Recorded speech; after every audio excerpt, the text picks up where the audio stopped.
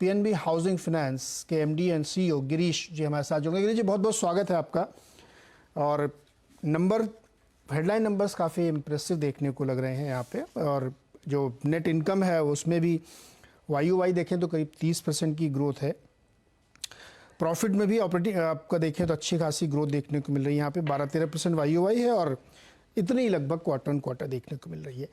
Sir मुझे ये बताइए कि आपकी इस वक्त जो है क्रेडिट ग्रोथ किस रेंज में है और किस सेगमेंट से सबसे ज़्यादा क्रेडिट ग्रोथ मिल रही है? Good afternoon Neeraj ji. अभी क्रेडिट ग्रोथ ये साल होगा on disbursement 40%, book growth will be close to 10%, और अगले साल से for another few years disbursement growth will be between 22 to 25% and book growth will be 17-18%। ये हमारा गाइडेंस है and we have got the growth back and will be able to grow for next few quarters and years to come.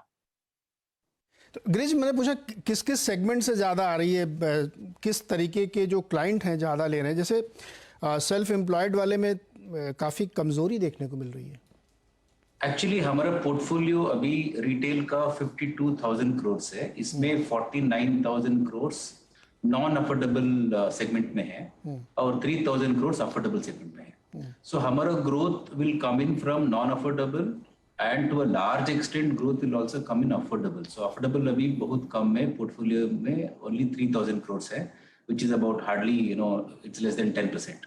So incrementally going forward, हमारा affordable segment will contribute 25% and non-affordable 75%.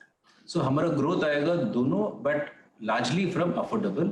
In terms of profile, we would be focusing little more on salaried. If you see the composition today, S&P थोड़ा ज़्यादा है, so we want to bring that down and we will focus more on salaried. And same thing will continue in affordable also. And in terms of geography, for us, we are present in almost all north, west, and south. East में थोड़ा कम है क्योंकि potential भी थोड़ा कम है. As far as affordable is concerned, we'll be largely present in these markets. South पूरा market except probably Kerala. North will be present in almost all the markets, barring one or two states. And the same thing is true for west also. So we'll be geographically present across the country. There could be few outliers here and there. So ये हमारा focus होगा। गिरीश जी salaried में भी quarter on quarter थोड़ा सा नरमी देखने को मिल रही है क्या? थोड़ा सॉफ्ट हो रहा है? अच्छा, I mean we should not look at एक क्वार्टर दो क्वार्टर नहीं देखने चाहिए, because we are in the turn around journey. So this is what we will be looking at. We will increase our salaried share. We will increase our affordable share because there we will get upside on the yields and asset quality also. If you see between affordable non-affordable ज़्यादा फर्क नहीं है. So we are pretty comfortable. And हमारा जो book है इसमें थोड़ा concern है on GNPA. So we have a concrete plan, especially on the retail side, to bring down the GNPA. So आपको every quarter देखने को मिलेगा there will be improvement in the asset quality. सब provisions भी आपके काफ़ी बढ़े हैं, क्वार्टरली भी और ईयरली भी. हाँ, एक्चुअली लास्ट क्वार्टर 49 करोड़ था, दिस क्वार्टर 243 करोड़ है. इसमें एक्चुअली 3 पार्ट्स है. वन इज हम लोग थोड़ा अमाउंट राइट ऑफ किया including ERC sale, and we have provided 60 crore additional. So ये दोनों नेट ऑफ किया तो 49 to 80. I think that is how we should probably read. As I told you, we are now trying to get back growth, control asset quality, and generate a book which will be pristine going forward, so that the overall book would perform well. So that's our strategy. So in that sense, you should read from 49 to 80 crores. Okay. Girish जी इस वक्त आपका loan rate क्या है और आपकी cost of fund क्या है? अभी at a portfolio level cost of funds 7.32 है, incremental is 7.17, and हमारा yield right now is about 9.93. 9.93 है. चूंकि ट्रेजेक्ट्री जो है रेट्स की वो ऊपर की तरफ है और बहुत प्रेशर है सिस्टम में भी. पता नहीं RBI अगली नेयर पॉलिसी में क्या करेगा, आइडिया नहीं, लेकिन आइडिया मतलब लगा सकते हैं मोटे तौर पे कि बढ़ाएंगे ही वो, क्योंकि इतना प्रेशर है आपके ऊपर फॉरेन से भी। वैसी परिस्थिति में फिर आप इस जो अभी आप लोन ग्रोथ मैंने आपसे शुरुआत में पूछा था उसको कैसे मेंटेन करेंगे? क्या आपको लगता है कि ये जारी रहेगी, या जो मैंने आपसे पूछा क्वार्टर क्वार्टर कहीं ना कहीं हल्के हल्के दिख रहे हैं साइंस कि लोग थोड़ा सा कम कर रहे हैं? एक्चुअली डिमांड बहुत रोबस्ट है। एक्चुअली मैंने पहले बार भी I think lot of times have told, so market scenario change नहीं होगा because industry is very good and demand is robust, economic activity is back and real estate space has revived. So ये तो something which is common to the entire industry, HFC as well as NBFC and probably to certain extent bank also. So ये तो change होगा नहीं। Obviously I think that robustness continues. So हमारा focus अभी change हो गया। Now in the interest rate raising scenario में क्या होगा? I think HFC और NBFC को अच्छा होगा क्योंकि margins improve होगा and in absolute amount revenue और PAT भी increase होगा। Obviously you'll be able to show a better growth on a YOY and profitability will improve. Of course, cost badega, which will be little difficult for the customers, but you know, if it is inevitable, हमको ये manage करना पड़ेगा. So growth इतना जबरदस्त है, demand इतना जबरदस्त है that increase in rates will go up, maybe another 0.5 or 0.6% in next 2 to 3 quarters. Rate तो बढ़ेगा.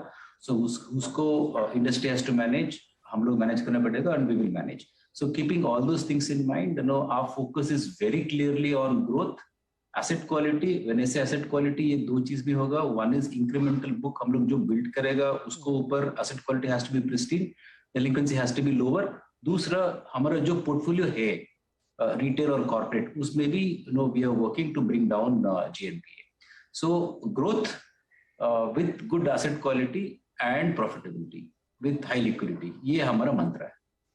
मंत्र आपका बहुत अच्छा है सर गिरीश जी, लेकिन मुझे एक चीज़ समझा, चूँकि आप इंडस्ट्री वेटरन हैं, मैं ये जानने की कोशिश कर रहा हूँ आपसे कि जो अगर इंडस्ट्री में रेट 9-10% तक जा रहे हैं और आप कह रहे हैं कि बहुत ही रोबस्ट डिमांड है, तो आप तो चूँकि बहुत सालों से काम कर रहे हैं, क्या ये चलता है क्या कि इतने हाई रेट पे एक रोबस्ट डिमांड बनी रहे?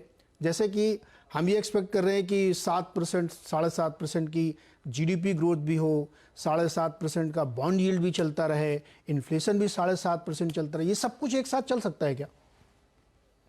एक्चुअली चल रहा है, ये पहले भी हुआ। So we have to actually manage. क्या होगा when the interest rate increase scenario में, क्या होगा हमारा credit the default rate will increase, so हमारे डेलिक्वेंसी बढ़ सकता है। मैं पूरे इंडस्ट्री का बात कर रहा हूँ। So that we have to factor in, you know, when we assess the loan, when we onboard the customer, I have to keep in mind that, you know, अगले, you know, 1 year, maybe 1.5 years, 2 साल में rate बढ़ेगा, because उसका बाद क्या होगा, customer का income भी बढ़ेगा। So रेट बढ़ेगा, EMI बढ़ेगा, कस्टमर की इनकम बढ़ेगा, so सर्विस करने के लिए कोई दिक्कत नहीं होगा। But if the rate increase happening frequently, let's say अगले 2 क्वार्टर में, 3 क्वार्टर में, 4 क्वार्टर में, I have to budget that in my underwriting process, so that even if the rate goes up, customer को EMI पे करने के लिए additional amount पे करने के लिए दिक्कत ना होना चाहिए। So that we need to plan. I think the default risk will increase with increase in interest rate. ये हमारा क्रेडिट अंडरराइटिंग में, स्ट्रैटेजी में ये प्लान करना पड़ेगा। ये प्लान किया तो ये तो सब पैरेलली चलता रहता है, because all these things are beyond our control. But definitely demand robust है, so in spite of all these things industry तो 12-13% ग्रोथ रेट दिखाएगा and we will be growing at far higher than the industry growth rate. Girish ji, मेरा exactly यही को point भी है कि यहाँ से जाते हुए कम से कम ऐसा लगता है, आप मुझे करेक्ट करिए या आप अपना अनुमान बताइए, 1-1.5% के और रेट बढ़ सकते हैं। टर्मिनल रेट कहाँ पहुँचेगा पता नहीं। तो आप ये आशंका जता रहे हैं या आपको ऐसा लगता है कि इंडस्ट्री लेवल पे ही भले ही डिफॉल्ट बढ़ सकते हैं, क्योंकि इतने हाई रेट पे लोन सर्विस करना बड़ा मुश्किल होगा?